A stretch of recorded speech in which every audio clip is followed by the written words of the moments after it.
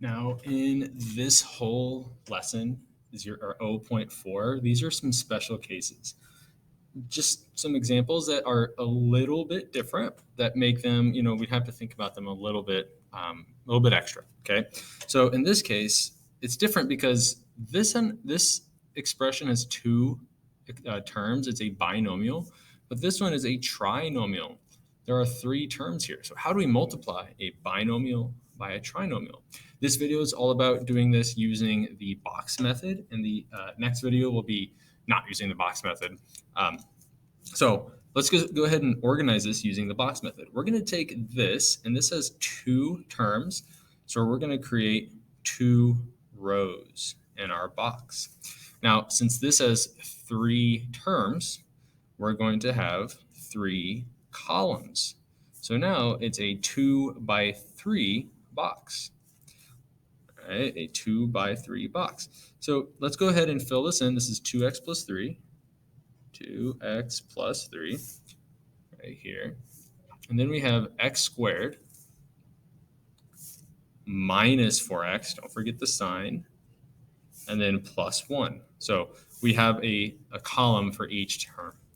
Now, at the end of all of this, it's the same, right? So now we're just multiplying to fill in the box.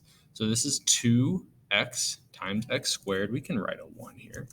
So we have 2, and then there's 1x here, there's 2 x's here, so that's x to the third.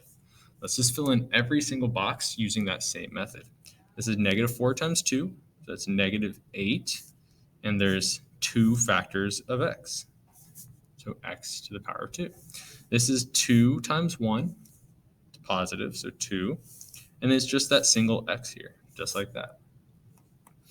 Okay, now we have x squared times 3. That's just 3x squared.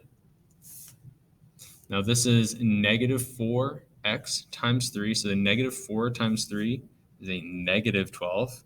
And just keep that x. There's no other x's here, so we're just going to write that x. And then this is just positive 1 times positive 3. Remember that we multiply. It's very tempting to say 3 plus 1 would be 4. But remember, this is multiplying. We're multiplying to get in here. Now, we're not done.